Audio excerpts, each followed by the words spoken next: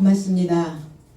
2024년 청룡의 해가 밝았습니다. 우리 이제 모두 말씀의 여의주를 입에 담고 승천하는 24년이 되시기를 바라고, 배우고 본받고 탈바꿈 되고 부유하게 변화돼서 사랑의 밧줄로 묶이는 2024년 올해를 여러분들이 만들어내시기를 바랍니다. 1절로 3절, 유대를 쫓고 있는 사도 삶과 형제 삶이 열방 삶도 하나님의 말씀을 받았다는 것을 들었다. 그리고 베드로가 예루살렘에 이르고자 올라갔을 때에 할례에서 나온 삶이 그를 향하여 내가 무할례를 가진 장정 삶을 향하여 들어가서 그의 삶과 함께 먹었다는 것을 말하여 비난하더라. 유대에 있는 자, 유대를 쫓고 있는 자, 그리고 유대를 쫓고 있는 사도들과 형제 삶이 있었다 그랬어요.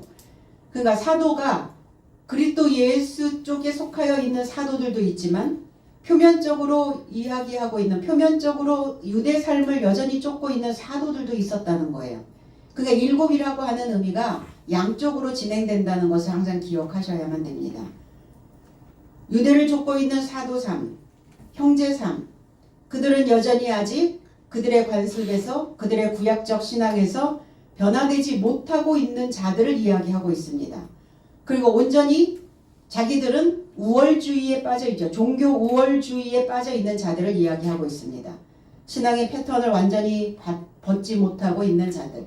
그러니까 어떤 것을 우리가 새롭게 바꾼다는 것이 참 어려운 것 같아요. 뭔가 개혁이 일어난다는 것은 어려운 것 같아요. 그래서 변화를 시도하지 않거나 변화를 꾀하지 않는 사람들의 입에서 항상 나오는 단어들이 있죠. 변하지 않아 이렇게 얘기해요. 사람은 바뀌지 않아 이렇게 얘기하고 세상도 별반 다를 게 없어. 이런 이야기를 가끔 듣기도 합니다. 그런 사람들의 사고 속에는 내가 변해야 될 이유를 알지 못하고 변화할 필요를 못 느끼고 있다는 겁니다. 오늘 이 유대를 쫓고 있는 자들도 신앙 안에서, 종교 안에서 내가 이 종교면 됐지, 이 종교관을 가지고 내가 그냥 흘러가면 되겠지, 내가 여기에서 무엇인가를 바꿔야 돼? 뭘 바꿔야 될까? 이렇게 생각하고 있는 자들이라는 겁니다.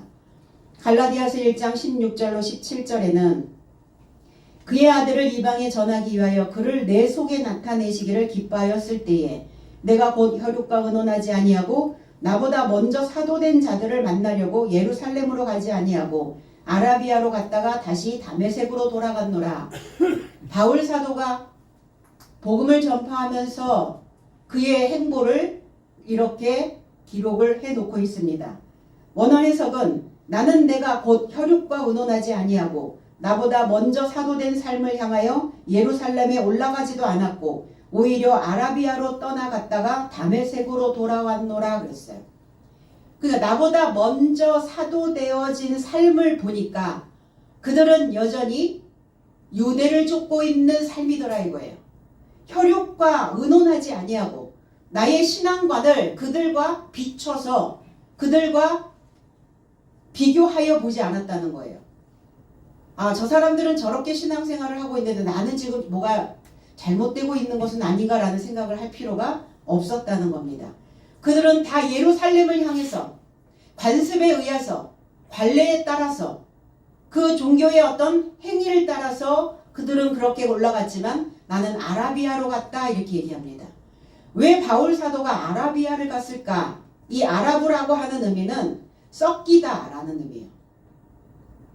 그리고 무역하다라는 의미를 가지고 있고 직물인데 시줄이라고 하는 의미를 가지고 있기도 합니다. 그럼 뭐 하러 갔는가? 섞이려고요. 무엇과 섞이려고? 하나님과 교제하기 위하여 아라비아로 갔다는 겁니다. 그럼 아라비아로 가기 위해서는 내 무릎 말라야 되거든요. 그래서 아라브라고 하는 이 의미에서 메마름이라는 단어가 나오게 됩니다. 창세기 4장 25절에는 아담이 다시 자기 아내와 동침하매 그가 아들을 낳아 그의 이름을 셋이라 하였으니 이는 하나님이 내게 가인이 죽인 아벨 대신에 다른 씨를 주셨다 함이라 그랬어요. 셋을 주셨는데 이 셋이라고 하는 의미가 쉐트라고 하는 의미를 가지고 있어요. 이 셋은 뭐냐? 토대가 되는 겁니다. 그리고 직조의 날줄이라는 의미를 가지고 있어요. 직물의 날줄. 그 쉬트, 우리는 쉐타 자꾸 그러죠. 이게 이 쉬트라고 하는 이 쉐타라고 하는 이 의미가 옷이라는 의미를 가지고 있습니다. 직물로 짠, 직조되어진, 씨줄과 날줄이 교차되어져서 직조된 이 쉐트. 그러니까 해가 바뀌면, 철이 바뀌면 우리는 뭘 하죠? 옷을 갈아입잖아요. 그러니까 옷을 갈아입어야 되는 상황. 그래서 새 옷을 직조해서 만드는 날이 바로 새날이라는 겁니다. 그래서 새로운 날에 우리는 때때 옷을 입었죠. 꽃가옷을 입었죠. 평상시에 입지 않았던 평상복이 아닌 명절에만 입을 수 있는 옷이 우리에게는 다시 따로 주어져 있었다는 겁니다. 오늘 우리가 입어야 되는 옷, 우리가 새롭게 만들어서 입어야 되는 옷은 어떤 옷이냐? 아담이라고 하는 옷인데, 그 첫 아담의 옷이 아니라 이제 그 첫 아담의 옷을 벗어버리고 그리스도 예수이신 둘째 아담의 옷을 우리는 입어야 된다는 겁니다. 그러려면 직조하셔야죠. 그래서 날줄은 세로의 줄을 날줄이라고 얘기하고 있죠. 날줄. C줄은 가로줄을 C줄이라고 얘기합니다. 그래서 그리스도가 C줄로 오셨는데, 그리스도는 어떻게 오셨냐? 관통하여 오셨다는 거예요. 가로질러 오셨다는 거예요. 그게 C줄입니다. 창세기서부터 계시록까지 가로줄로 관통하여서 그렇게 오셨다는 이야기입니다. 그래서 오늘 옷을 입어야 되는 상황이 벌어졌죠. 아내와 동침함에 그랬어요. 하와를 알았다는 거예요. 하와의 지식을 갖고 있었다는 겁니다. 왜 아벨이 죽었을까? 아벨은 죽어야죠. 이 아벨이라고 하는, 이 헤벨이라고 하는 의미는 텅 비다라는 의미를 가지고 있어요. 헛되게 만들다라는 의미를 가지고 있습니다. 그러니까 인간 아벨 대신 이랬는데, 아벨 대신이 아니라 아벨의 바닥에, 아벨 바닥에 셋을 두셨다고요. 그러니까 인간은 늘 헛되어, 늘 공허해요. 늘 비어있는 상황이에요. 그 바닥이. 그러니까 그 바닥은 하나님의 말씀으로 씨줄과 날줄이 교차되어져서 직조되어지지 않으면 늘 공허함으로 남아있다는 거예요. 빈 상태로 만들어져 있다는 겁니다. 그러니까 그 공허함은, 그 헛됨은 죽어야 되고, 다시 직조되어진 새 옷을 입고 이제 그리스도 예수와 함께, 그리고 하나님과 함께 새로운 삶을, 새로운 날들을 소망하며 가야 되는 겁니다. 근데 옷을 직조해 입지 않고 있는 자들에게 무슨 소망이 생기겠어요? 신앙심이 없는데, 믿음이 없는데 무엇으로 옷을 직조해 입는다는 말입니까? 새로운 말씀이, 개념이 들어가지 않고 있는데 무엇으로 옷을 만들어 입는다는 말입니까? 그래서 낡은 옷을 벗어버리라고 자꾸 말씀하시는 거예요. 인간의 바닥은, 인간 자체는 비어있다는 거예요. 누구처럼? 아벨처럼. 그러니까 아벨 바닥에 비어있는, 텅 비어있는 그 인간의 삶의 바닥에 셋을 주신 거예요. 그때부터 뭐 하기 시작하라고? 세로줄 놓으라고요. 구약에서 열심히 세로줄을 놓고 있었던 자들은 그리스도 예수를 엄청 기다렸을 거란 말이에요. 왜? 세로줄만 나서는 이제 옷이 안 되니까. 가로줄이 필요하잖아요. 그래서 관통해서, 그래서 가로질러서 오신 거예요. 횡단하여 오신 것입니다. 그러니까 인간은 이 바닥에 이거를 직조하지 못하고 있으니까, 그리스도 예수로 인하여 직조된 옷을 입지 못하니까 어때요? 거치레를 하죠. 명품 옷을 걸치고, 고가의 옷을 걸치고, 아무리 고가의 옷을 사서 입어도 우리 그리스도의 교훈으로 그 시실이 덮이지 않으면, 그 시실로 직조되어지지 않으면 늘 공허하다는 거예요. 누가? 신앙생활을 하고 있는 사람들도 마찬가지라는 거예요. 인생 무상, 삶의 회의. 그래서 덧없이 살고 있는 아벨의 바닥에 시주를 놓아주시고 그리고 그리스도 예수를 보내셔서 날줄로 다시 직조되어져서 옷 입히시는 겁니다. 우리가 살아가는 삶의 패턴이라고 얘기하죠. 패턴. 그 옷을 그 패턴으로 입었다는 거예요.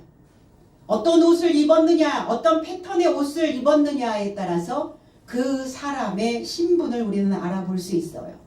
그 사람이 하고 있는 일을 우리는 볼 수 있게 된다는 겁니다. 그럼 당연히 하나님을 믿는 우리는 그리스도로 옷 입어야 그리스도인이 되는 거예요. 그러면 그리스도로 옷 입는다는 개념이 무슨 개념인지를 이걸 알지를 못해. 이해가 안 돼. 깨달음이 없어. 그럼 옷을 어떻게 지어서 만들어 입는다는 말입니까? 교훈입니다. 가르침이에요. 배움입니다. 배우지 않고서는 직물의 조직이 만들어지지 않습니다. 헛되어 있는 그 삶의 바닥이 채워지지 않아요. 메꿔지지 않습니다.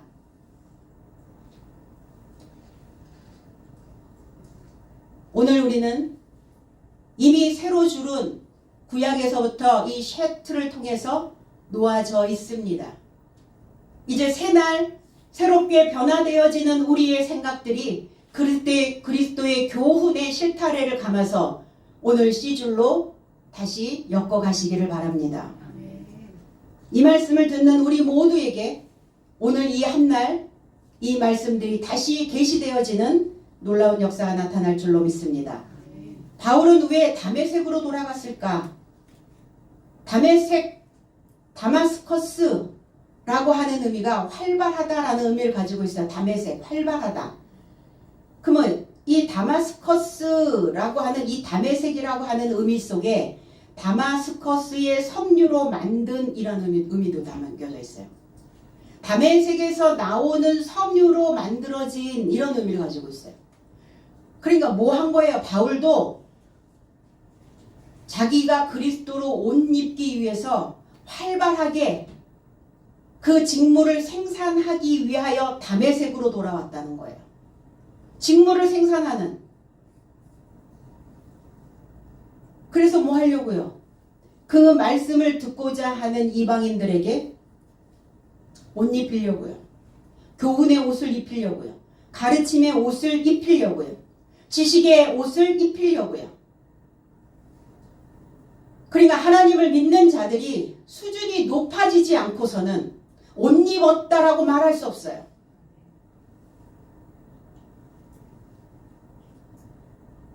확실한 것을, 분명한 것을 말할 수 없다면 종교입니다. 그러나 분명하고 확실하게 이 직물로 무엇을 만들어내는지, 어떤 옷이 만들어지는지 이거를 확실하게 알고 가는 사람들은 신앙입니다. 그럼 우리는 종교 행위만 하고 있는지 아니면 신앙 생활을 하고 있는지, 신앙이 우리의 삶이 되어져서 옷을 입고 있는지를 분별할 수 있어야 되겠죠.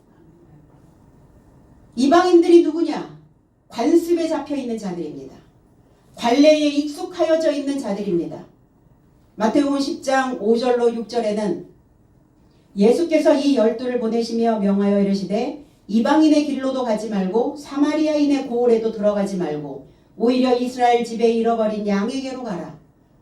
원어 해석은 예수께서 이 12삶을 파견하여 명하여 말씀하시되 이방 삶의 길에 이르고자 떠나가지 말고 사마리아인의 성에 이르고자 들어가지 말라. 그래서 더욱 이스라엘 집에 잃어버린 양 삶을 향해 가라 그랬어요. 바울 사도도 베드로도 지금 오늘 이방인의 집에 들어갔고 사마리아 고을에 하나님을 알지 못하는 이방 지역에 들어갔는데 왜 여기에서는 사마리아에게도 이방인의 길로도 가지 말라고 말씀하셨을까? 가지 말라고 하셨는데 왜 베드로도 이방인의 그 길로 갔고 바울 사도도 왜 이방인의 길로 갔을까? 그건 사도들에게 하시는 말씀입니다. 제자들에게 하시는 말씀이에요. 이방인의 관습, 이방인의 관례, 그 익숙해져 있는 그 종교의 방법으로는 들어가지 마라 너희가. 왜냐하면 패턴들이 남아있단 말이에요. 예전에 입었던 옷들이 있거든요. 못 버리죠. 저도 옷 정리를 하다 보니까 못 버리는 거예요. 이거 버려야 되나? 했다 다시 주워놓고. 아, 이러겠구나, 신앙생활을 하는 사람들이. 과감하게 버려야 되는데 과감해지지가 않더라고요. 패턴을 바꾼다는 건 상당히 어려운 일입니다. 그러나 해야 되는 일이에요. 어렵지만 해야 되는 일. 힘들지만 이겨내야 되는 일들. 그러니까 사마리아, 또 사마리아 고을에도 들어가지 말라. 사마리아인의 성에 이르고자 들어가지도 말라. 너희들의 삶이, 너희들의 오래된 습관이 몸에 붙어있기 때문에 그 습관대로 갈 수도 있다. 사마리아는 지키다라는 의미를 가지고 있어요. 파수하다, 망보다 이런 의미를 가지고 있어요. 익숙해 있는 방식대로 지키고 있는 그 성에 이루고자 들어가지 말라는 거예요. 12삶을 초청하신 이유가 무엇일까? 목자 만드시는 겁니다. 왜 목자 만드셨을까? 이스라엘의 잃어버린 양을 향해 가게 하기 위하여. 이스라엘은 어떤 곳입니까? 야곱입니다. 야곱에게서 나온 12지파. 12지파들이 표면적 유대인의 삶에 머물러 있다면 그들은 목자 잃은 양들과 같다는 거예요.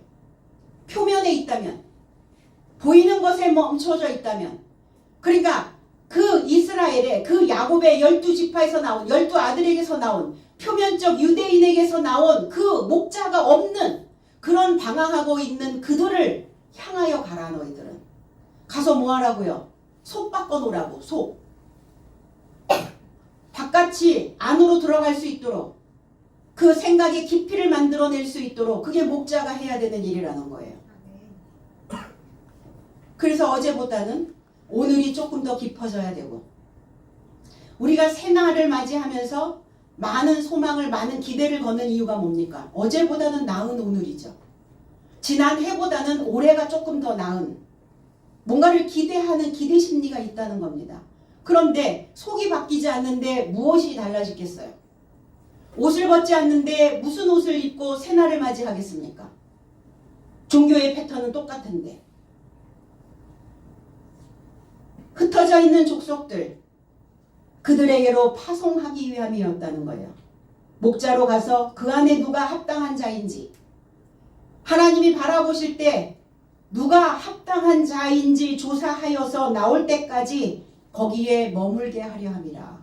이 목자가 해야 되는 일이죠.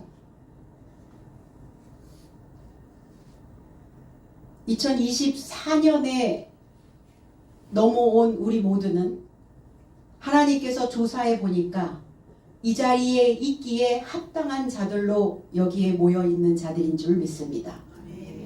말씀을 유튜브를 통해서 듣는 여러분들도 하나님께서 합당한 자로 여기셨기 때문에 이 말씀을 들을 수 있도록 허락해 주신 줄로 믿습니다. 그 이방인들의 삶이 말씀을 받았다 이랬어요. 받았다. 그냥 들은 의미가 아니에요. 영접했다고요. 말씀을 영접했어요.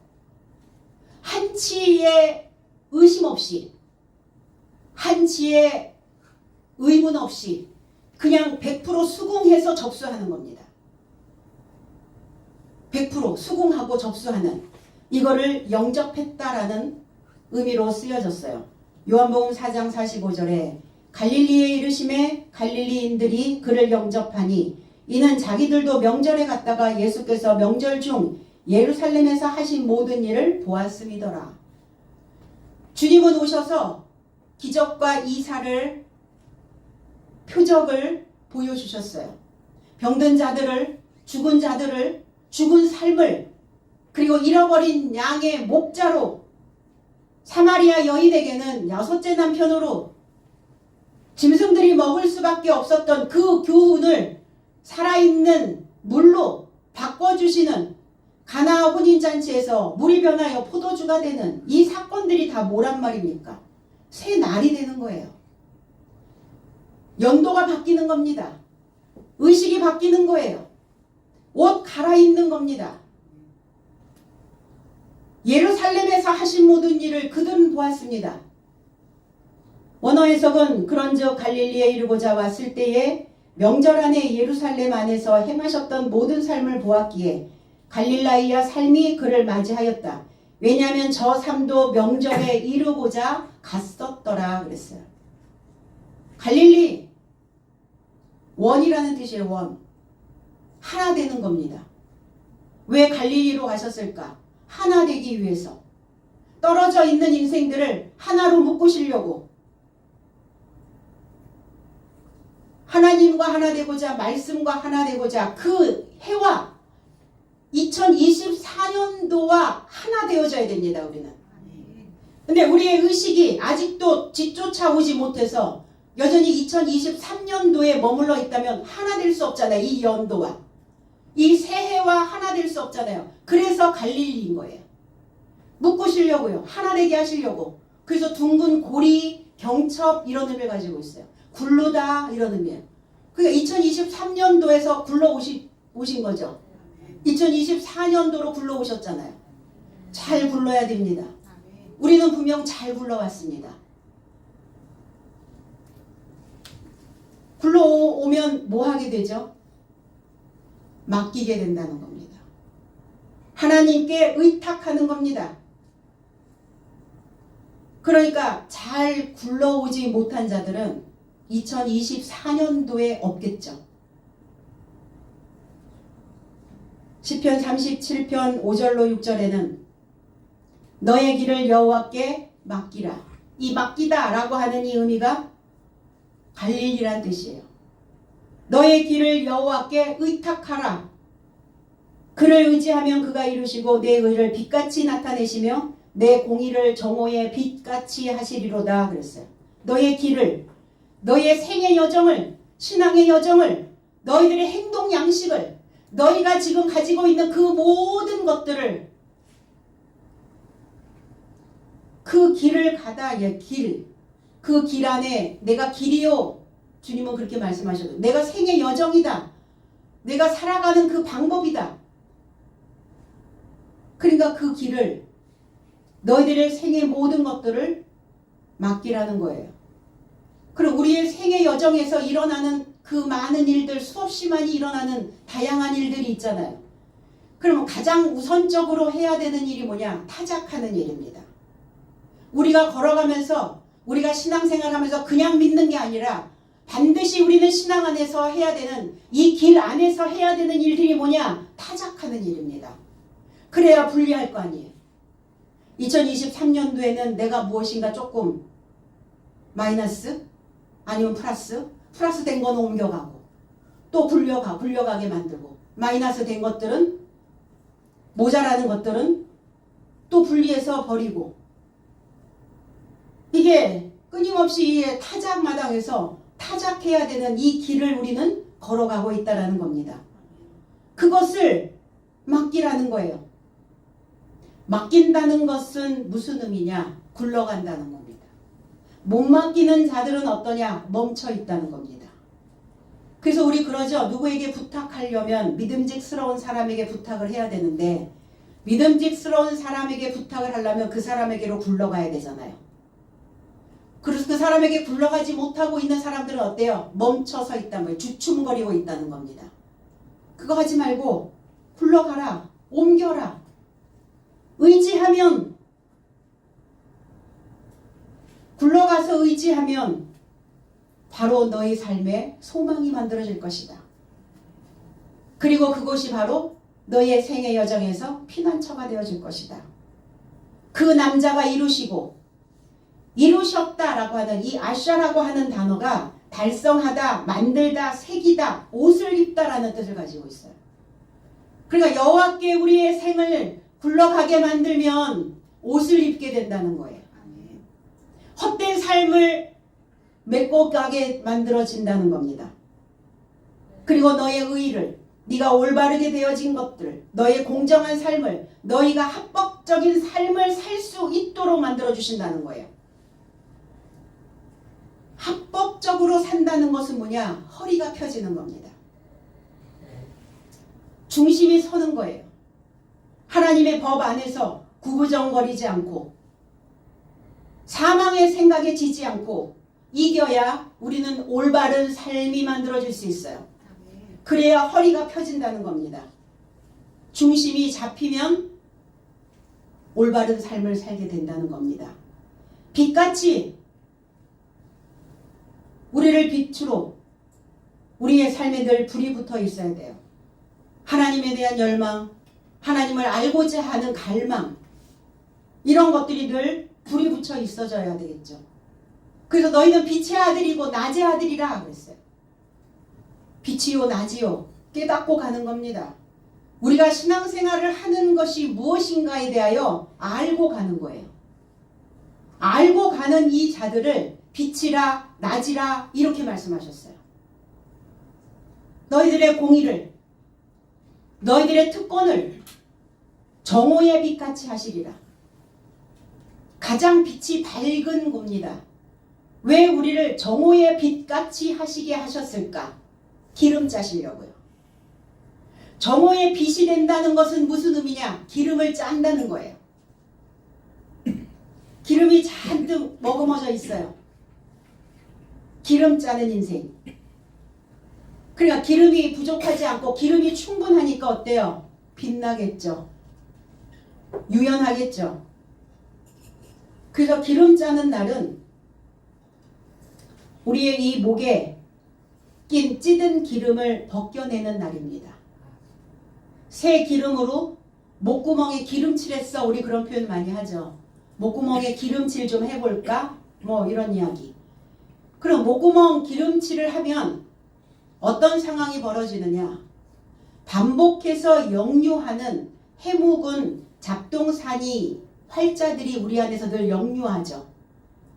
소리가, 글자가, 문자가, 글이 내 안에 새겨져 있는, 그건 새로운 기름을 짜서 먹지 않고 있다는 증거예요.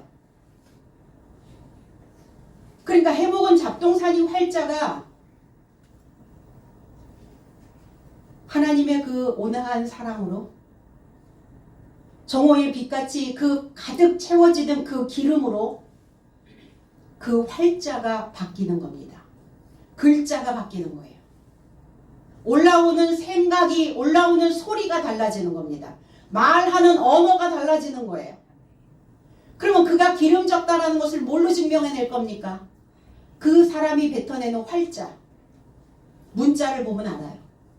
그렇겠죠. 그래서 변색되지 않게 만드시는 거예요. 우리 뭔가 아주 또렷하게 잊어버리지 않고 기억하려면 이렇게 얘기하죠. 기름 종이에다가 기록해 놓을게. 그러니까 기름이 있어야 기름 종이가 되죠. 내 안에 기름을 짤 게 없는데 다 찌든 기름만 나오는데 옛날 활자만 계속 쏟아져 나오는데 기름을 무슨 수로 짭니까? 오늘 2024년부터 우리 기름 짜서 우리 인생 한시름 놓고 사시기 바랍니다. 네. 시름이라고 하는 시름, 마음 깊은 곳에서 하는 걱정이나 근심을 시름이라고 얘기해요. 거기에다가 부사를 하나 더해서 한시름 놨다 이렇게 얘기하잖아요. 한이라고 하는 의미는 한 길, 한 물이라고 하는 그 단어에서 크다라는 의미를 가지고 있어요. 큰 시름, 큰 시름을 놓았다 이렇게 표현합니다. 그러면 큰 시름을 놓으려면 손에 쥐고 있는 옛날 것들을 버리셔야 돼요. 그래서 힘을 푸는 겁니다. 육체의 생각은 우리의 온몸을 긴장시켜요. 육신의 어떠한 그 본성들은 우리의 세포마다 늘 긴장감을 줍니다. 그러니까 부둥켜 붙잡고 있는 거예요. 놔야 새날이 오잖아요. 2023년도의 활자를 생각을 놓으셔야 2024년이 되는 겁니다. 그러니까 달력만 바뀐다고 새날이 됩니까? 내가 달력이 안 넘어가고 있는데, 내가 날짜가 안 되고 있는데 넘어가셔야죠. 예루살렘에 올라갔을 때 할례자들이 혼란합니다.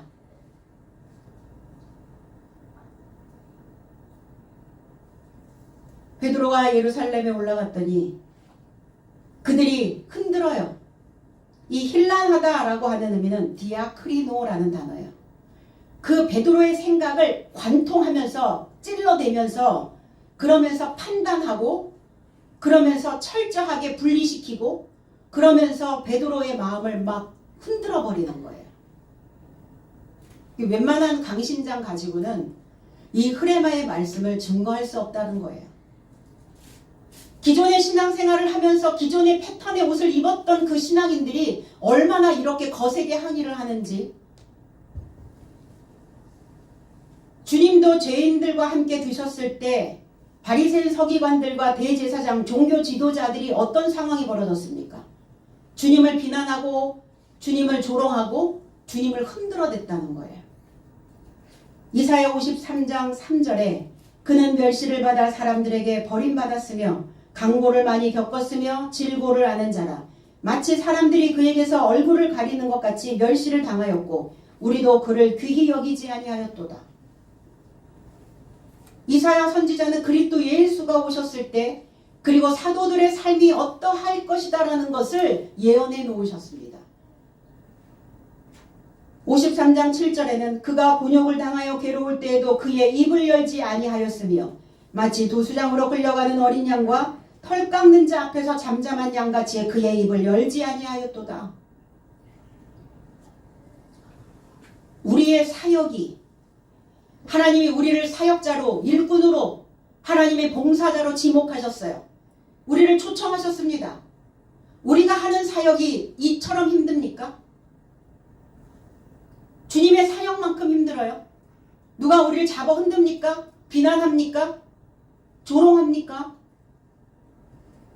베드로 사도처럼 신앙생활을 같이 하고 있었던 그 형제들이, 그 사도들의 삶이 오히려 알 것 같은 자들이, 알만한 자들이, 우리가 그렇게 얘기하죠.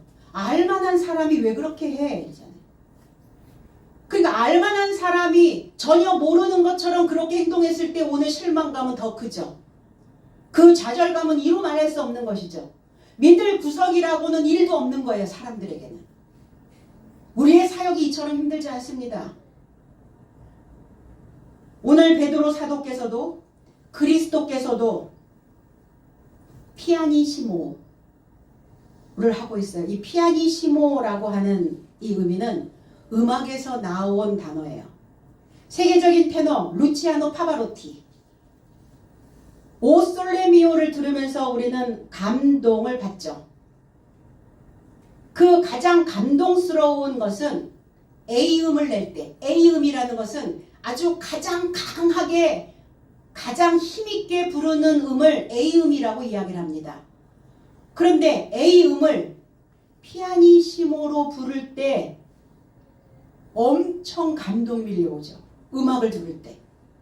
강한 소리를 질러야 하는 A음을 약하게 잡아서 감동의 공명을 전하고 있는 거예요. 강한 음을 강하게 부르는 것은 쉽죠. 강한 자들에게 강하게 하는 것은 쉬워요. 맞받아치는 것 쉽습니다. 너만 성질이냐? 나도 성질 있어. 그럼 한번 해볼래? 이렇게 하는 건 너무 쉬워요. 현장에서. 베드로도 마찬가지일 거 아니겠습니까? 오늘 당하고 있는 입장이잖아요. 베드로는 믿는 구석을 가지고 있는 믿을 만한 사람들이, 알만한 사람들이 지금 베드로를 비난하고 있는 거예요. 소리를 내고 있는 거예요. 그러나 주님도 입을 열지 않았고 베드로도 거기에 대하여 입을 열지 않습니다. 강한 것을 강하게 받아들이는 건 너무 쉽죠. 그런데 강한 것을 약하게 얼마나 잘 부르는가가 진짜 실력자랍니다. 그래서 예수님의 사역은 포르테라기보다는 피아니시모였어요. 포르테는 세게, 크게 표현하라고 하는 의미입니다. 이 단어에서 포르티시모, 매우 세게, 포르티, 심호 더 세게. 그래서 이게 F가 많이 그려질수록 더 세게 더 세게. 그러나 피아니시모 P자가 악보에 그려져 있으면 매우 약하게. 우리가 믿고 배우며 가는 신앙생활에 누군가 우리를 비판하고 흔들어도 우리는 피아니시모로 대응하면서 하나님을 모르는 자들에게 잔잔하게 유유히 흐르는 복음의 음을 내는, 그러나 그 속에는 굉장히 강한 메시지가 있는, 그러나 겉으로는 상당히 부드럽고 유연한, 그리고 그들과 맞대응하지 않으면서 그들에게 전달해야 될 것들을 바르게 분명하게 전달해낼 수 있는 피아니시모여야 된다는 겁니다. 아멘. 우리 2024년도에는 좀 피아니시모적 그 삶을 한번 여유 있게 가보시기를 원합니다. 아멘. 무할례자, 거듭나지 않은 자를 무할례자라고 얘기합니다. 무할례자를 유대인들은 사람 취급을 하지 않았어요. 짐승으로 본 거예요. 천박하게 여겼습니다. 갈라디아서 6장 15절에 할례나 무할례가 아무것도 아니로되 오직 새로 지음을 받는 것만이 중요하니라. 원어 해석은 왜냐하면 그리스도 예수 안에서는 할례도 어떤 힘도 없고 무할례도 어떤 힘이 없고 오로지 새로운 창조물만이 힘이 있도다. 바울 사도는 지금 얘기하고 있는 거죠. 할례를 받으면 뭐 할 거고 할례를 안 받았으면 어떻게 할 거냐. 할례를 했다고 하여서 힘이 있는 게 아니고 무할례자라고 해서 힘이 없는 게 아니다. 할례자도 무할례자도 다 힘이 없다. 오로지 새로 지음을 받은, 나 자신을 창조해낼 수 있는, 껍질을 벗기고 새로운 옷을 입힐 수 있는, 새로운 기름을 짜낼 수 있는 그 자만이 힘이 있는 자다. 그렇게 표현하고 있는 거예요.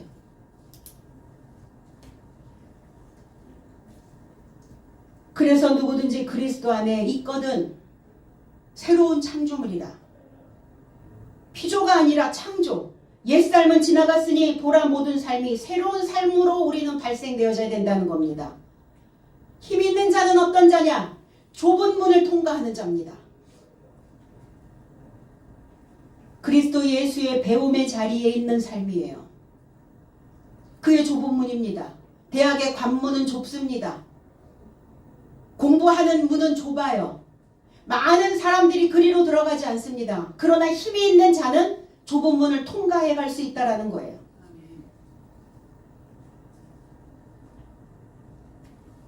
우리 왜 이렇게 어렵게 믿나? 왜 이렇게 어렵게 교회를 다녀야 하나? 편해지면 이 세상 사람이 아닙니다. 그렇지 않나요? 가장 편한 사람은 이 세상 사람이 아닌 사람들이 가장 편한 사람들입니다. 무할례자, 무할례자들인데 장성한 자들이에요. 그러니까 신앙생활 안에서 완성을 향하여 가고 있는 자들입니다. 그 날 안에서, 구약의 날 안에서 장성한 자들이었다라는 거예요. 구약에서 넘어온 히브리인, 그 날 안에서는 장성한 자, 완성을 향하여 넘어왔다는 겁니다. 그들 속으로 들어갔어요. 에이셀코마이, 에이스 통하여 들어갔다고요. 그들 속으로 깊숙이. 계시록 3장 20절에 볼지어다 내가 문 밖에 서서 두드리노니 누구든지 내 음성을 듣고 문을 열면 내가 그에게로 들어가 그와 더불어 먹고 그는 나와 더불어 먹으리라. 원어 해석은 보라 내가 문에 접하여 서 있으면서 두드리노라. 누가 만일 나의 음성에게서 듣고 문을 연다면 내가 그를 향해 들어갈 것이고 나는 그와 결합하고 그는 나와 결합하여 만찬할 것이다. 말씀과 결합되어지지 않으면 먹을 수가 없다는 거예요. 주님과 직조되어지지 않으면, 교제가 이루어지지 않으면, 결합되지 않으면 먹을 수가 없다는 겁니다. 주의 떡과 잔을 같이 있게 먹어 마셔야, 주의 복음과 진리의 말씀을 먹어야 우리가 가지고 있는 그 사고의 틀이 깨지면서 우리는 새 날로 들어가게 된다는 겁니다. 함께 먹었다. 베드로는 고넬료는 베드로를 먹는 겁니다. 무엇을 먹었겠어요?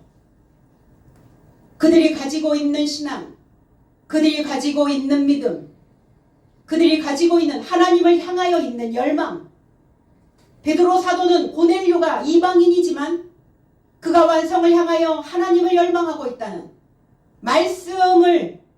말씀에 열중하고 있다는 것을 먹을 거고, 그러면 사도들도 사람이기 때문에 가다가 보면 어때요?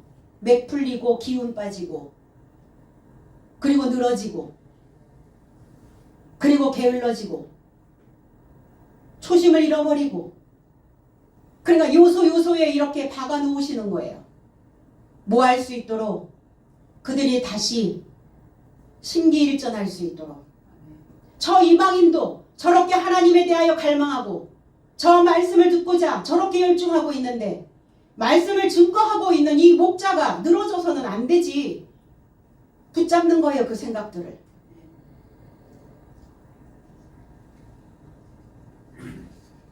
잘 먹어야 잘 큽니다.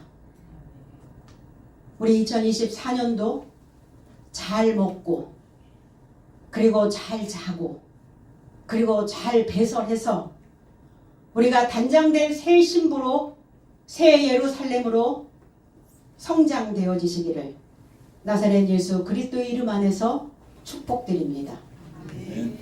오늘 신년 됐으니까 우리 하나님께 기도하길 원합니다. 통성으로 저 여러분들의 자녀들을 위해 기도하시고, 또 교회를 위해서 기도하시고, 지도자들을 위해서 기도해 주시기 바랍니다. 여러분들이 1년 동안 지도자를 위해서, 목자를 위해서 기도해 주신 그 덕분에 저는 또 무탈하게 1년을 잘 살아냈습니다.